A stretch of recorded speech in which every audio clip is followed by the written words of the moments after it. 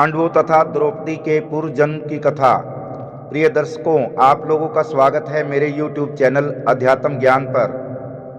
तो शुरू करते हैं आज की कथा।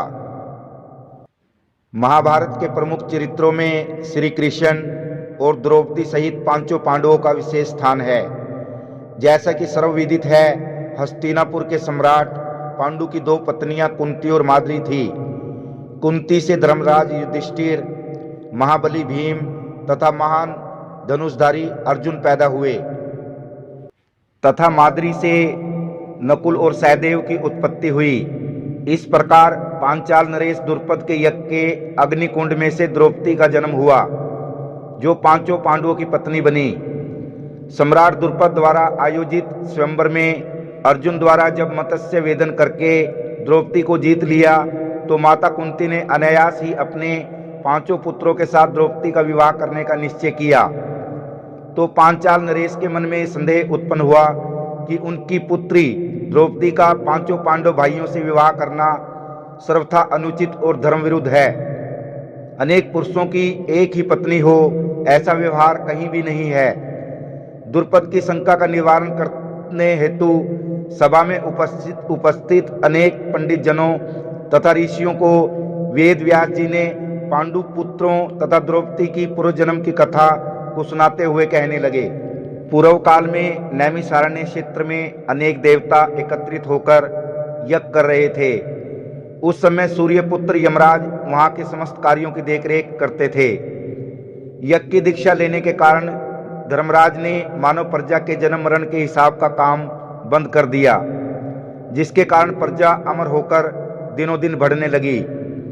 इस बढ़ती हुई जनसंख्या से चिंतित हो चंद्रमा, इंद्र, वरुण और कुबेर आदि देवता सृष्टिकर्ता ब्रह्मा जी के पास गए और उनसे कहने लगे, पितामह, पृथ्वी पर मनुष्यों की संख्या में अत्यधिक वृद्धि हो जाने के कारण वहां हाहाकार मचा हुआ है।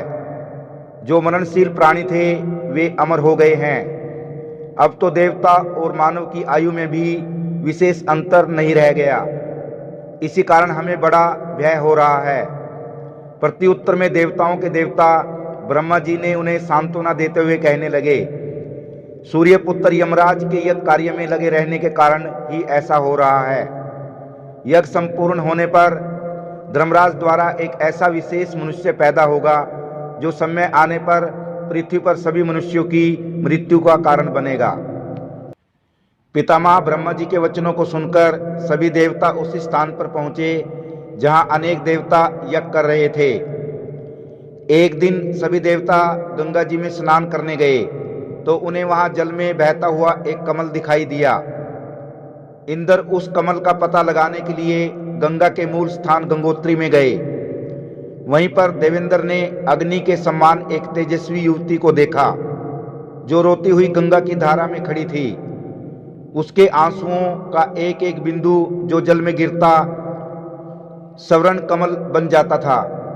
इस अद्भुत दृश्य को देखकर इंद्र ने इस कन्या से पूछा, भद्रे, तुम कौन हो? यहाँ इस निर्जन प्रदेश में रहती हुई क्यों रो रही हो?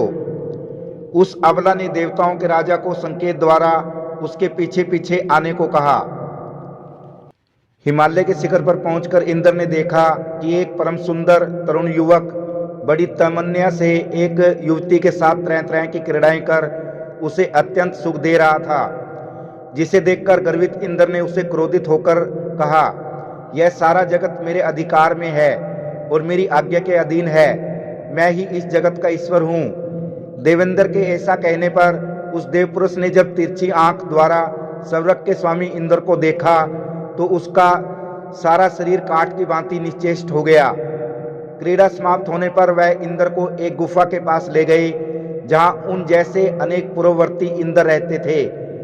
कंदरा के भीतर प्रवेश करने पर अपने समान जब अन्य चार इंद्रों की दुर्दशा को देखा, तो इंद्र सोचने लगा, क्या मेरी हालत भी गुफा में बंद इन कैदियों जैसी होने वाली है?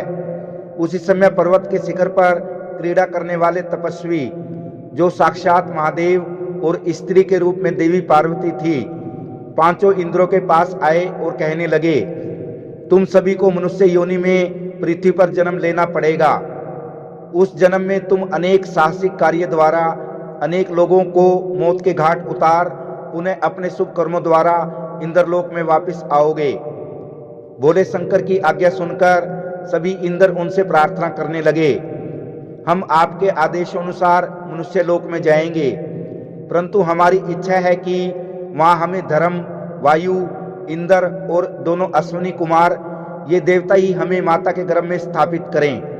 तथास्तु कहते हुए महादेव जी ने उस तेजस्वी स्त्री को, जो गंगा की धारा में खड़ी थी, को भी आज्ञा दी कि वह पृथ्वी पर जाकर उन 5 पुरुषों की पत्नी हो, कहकर अंतर्ध्यान हो गए। वेदव्यास सभा मंडप में बैठे मंत्रियों और ज्ञानी जनों को संबोधित करते हुए आगे कहते हैं, हिमालय की गुफा में जो इंद्र स्वरूप पुरुष बंदी बनाकर रखे गए थे, वो ही 5 पराक्रमी पांडव यहाँ विद्यमान हैं।